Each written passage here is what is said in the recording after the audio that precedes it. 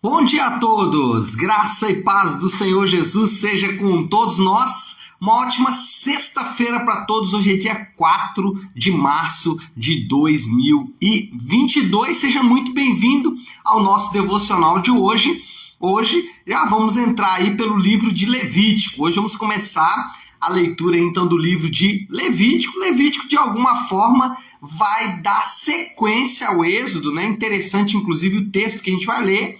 Nós vamos ler Levítico capítulo 1, versículo 1, e ele vai, de certa forma, pegar a linha ali onde Êxodo havia terminado. Lembrando que Êxodo termina com a consumação, com a finalização da construção do tabernáculo, e agora nós temos aqui, então, Levítico capítulo 1, versículo 1, que diz assim: Da tenda do encontro, o Senhor chamou Moisés e lhe ordenou. E esse é o tema do devocional. O Senhor chamou Moisés e lhe ordenou. E lhe ordenou o quê?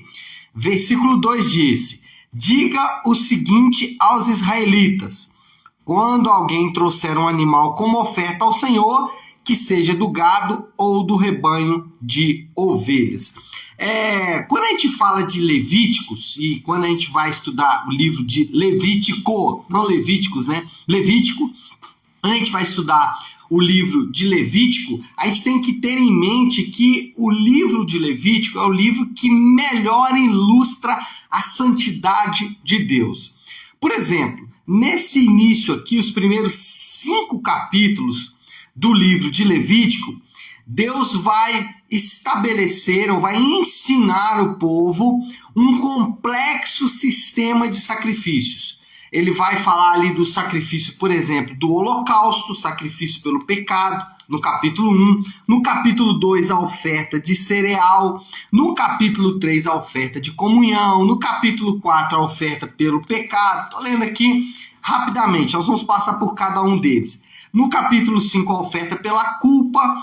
Enfim, o que nós aprendemos aqui, já de imediato, é que Deus ele estabelece um complexo sistema de sacrifícios, de ofertas.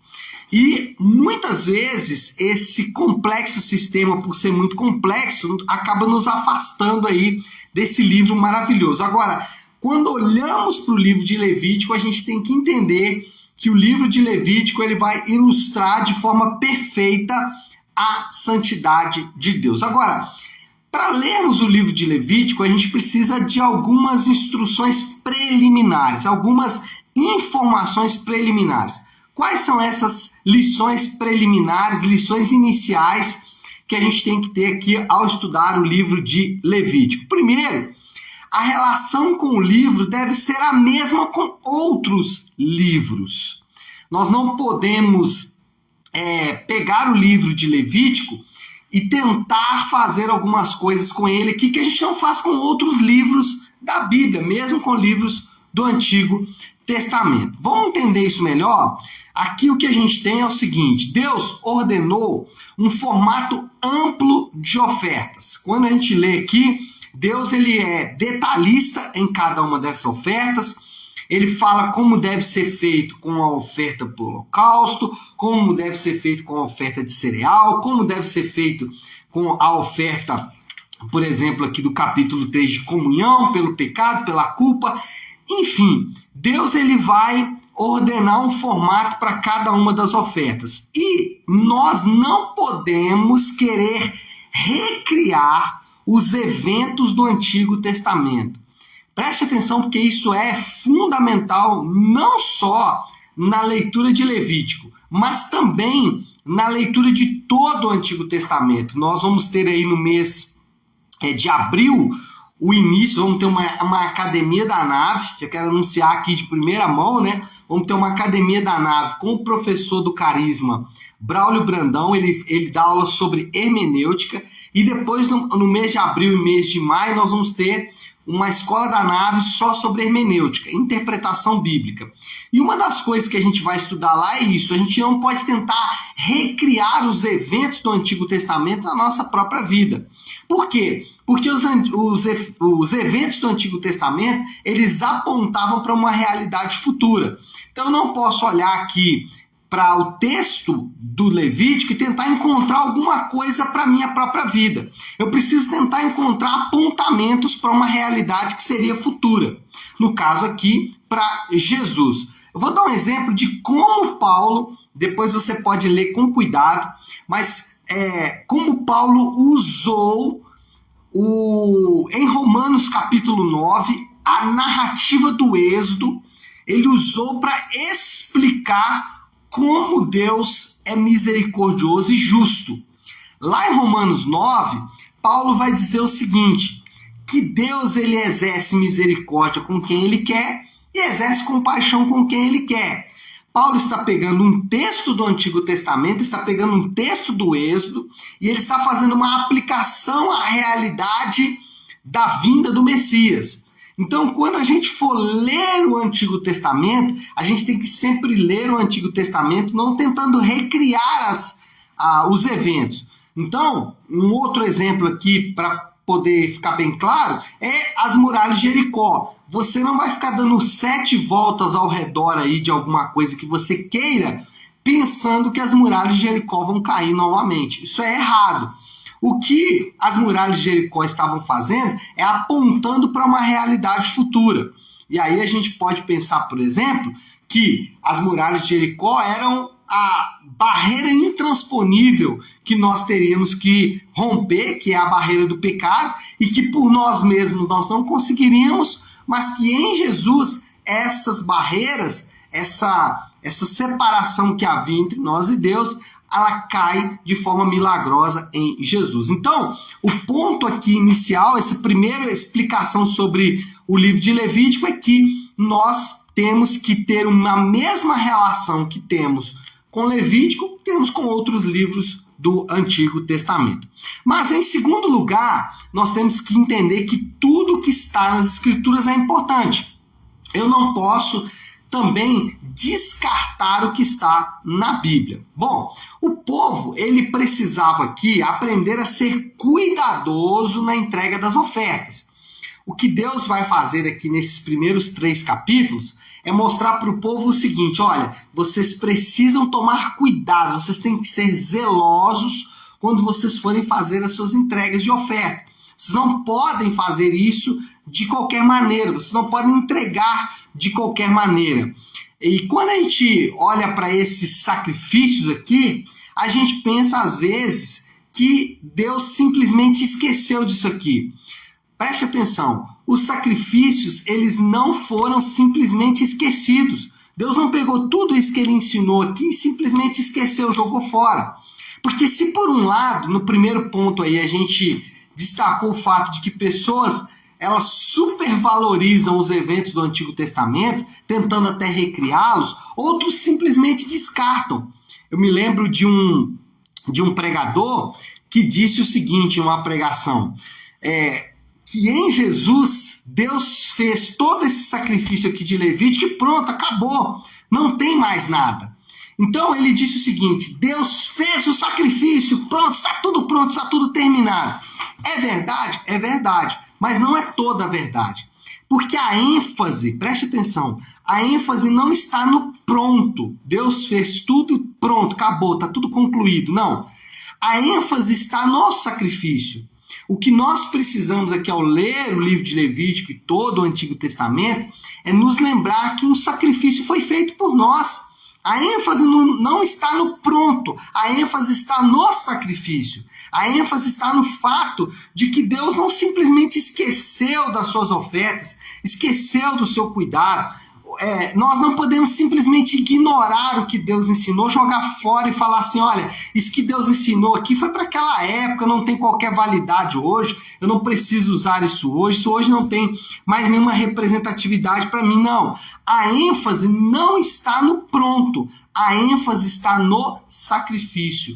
Um sacrifício foi feito por nós. Um sacrifício foi feito por mim e por você. Então, nós não podemos simplesmente ignorar o que está no Antigo Testamento como se não existisse. E, em terceiro lugar, então, em primeiro lugar, nós não podemos tentar recriar os eventos do Antigo Testamento.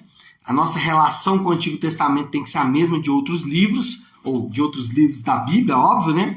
Em segundo lugar, nós não podemos simplesmente ignorar o que Deus falou, nós não podemos simplesmente deixar para lá. O segundo ponto, então, tudo que está nas Escrituras é importante. E o terceiro, a santidade de Deus deve produzir prazer. Santidade de Deus deve produzir prazer. O que nós queremos dizer com isso? Olhando aqui para os sacrifícios e olhando para tudo que Deus ordenou para Moisés, nós vamos perceber que a santidade ensinada por Deus, ela produzia alegria para aquele povo. Porque tudo era feito de maneira ordeira. E aqui não precisa ir muito longe, basta uma experiência empírica. Quando você chega em um lugar que está tudo arrumadinho, quando você chega numa casa, ou até mesmo numa empresa, ou sei lá, em qualquer outro lugar que está tudo arrumadinho, está tudo no seu devido lugar, aquilo dá uma sensação de quê em você? De prazer ou de desgosto? Eu tenho certeza que, assim como eu, dá uma sensação de prazer para você. Você se sente feliz em estar ali.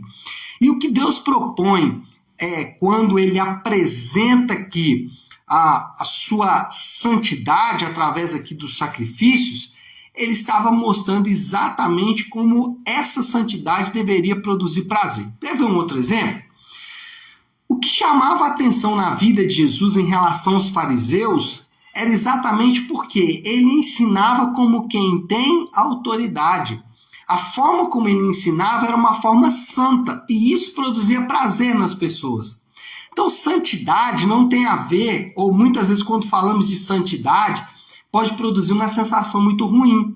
Mas não deveria ser isso. A santidade de Deus, ela deveria produzir prazer em nós, produzir ordem, ver que como que Deus ordenou cada detalhe da entrega das ofertas, como deveria ser feito o sacrifício. Isso mostra a ordem de Deus, isso mostra exatamente o que Jesus ensinava lá no Novo Testamento, algo que trazia santidade, prazer.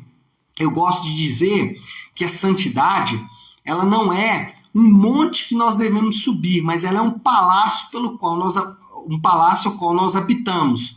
Então, quando a gente fala de um monte para subir, e muitas vezes a santidade, ela foi ensinada ou é ensinada dessa maneira. Você precisa se esforçar, às vezes carregando um peso muito grande nas costas, e para subir esse monte. E nessa subida você vai ter quedas, você vai cair, você vai escorregar, recomeçar, né? Mas tem que continuar subindo o monte até você chegar lá em cima. E quando você chegar no cume do monte, aí sim você conseguiu alcançar, né, toda a sua santificação. Mas a Bíblia não relata a santidade como esse monte a subir. A Bíblia relata a santidade como um palácio o qual nós habitamos. Nós somos convidados para viver o dia a dia do rei. O ponto é, a santidade é mostrar como o rei vive. E isso é didático, porque ao aprender como o rei vive, eu aprendo também as virtudes do rei, a ética do rei. Eu aprendo com o rei como perdoar, como servir. Ao me relacionar com Jesus, eu vou experimentar a sua santidade e vou copiar a sua santidade. Por isso que o modelo de Deus para a igreja não é em células, não é em programas, em ministérios, não. O modelo de Deus para a igreja é no discipulado, que é aprendendo uns com os outros e, claro, aprendendo primeiro com o próprio Deus. Um exemplo que a gente pode dar aí é muito simples. O crente que não fala mentiras, e ele se esforça para isso, mas também não perdoa. Esse crente que não fala mentiras, mas que também não perdoa, ele pode até estar subindo bem o monte, ou de alguma forma subindo o monte, mas ele não está habitando o palácio. Por quê? Se ele habitar o palácio, ele vai entender que a mentira é algo que o rei não faz, porque o rei, ele fala sempre a verdade, o rei é a verdade. Mas também o rei é perdoador. Então, as duas características estão andando juntos. Bom, preciso terminar. Qual é a moral da história? A moral da história é: a santidade de Deus assusta alguns crentes, porque pensam em Deus como um carrasco da lei. Essa é a frase que deve marcar toda a leitura do Levítico. Não pensar em Deus como um carrasco da lei, mas sim em Deus como exemplo da lei, cumprimento da lei, isso em Jesus. E qual é o desafio? O desafio nosso, a aplicação final, é que Deus está nos chamando então para santidade. Dentro desse ponto que nós falamos, santidade é um palácio habitado. Deus está te chamando para um relacionamento com Ele, não para uma religião, não para integrar uma igreja, um povo, não. Deus está te chamando para se relacionar com Ele, relacionar-se com a sua palavra e com o seu discipulado. Tá certo? Vamos orar, vamos colocar tudo isso aí que falamos diante de Deus, como eu faço toda sexta-feira, essa semana um pouquinho mais curta, né? Nós vamos aqui de Pai Nosso, para finalizar o nosso devocional. Vamos orar? Pai nosso que estás nos céus, santificado seja o teu nome. Venha o teu reino, seja feita a tua vontade, assim na terra como no céu. Dá-nos hoje o nosso pão de cada dia. Perdoa as nossas dívidas, assim como perdoamos aos nossos devedores. E não nos deixes cair em tentação, mas livra-nos do mal, porque teu é o reino, o poder e a glória para sempre. Amém, amém e amém. Amém, meus amados? Então é isso. Nós vamos ficando por aqui. Uma ótima sexta-feira para todos. Fiquem com Deus.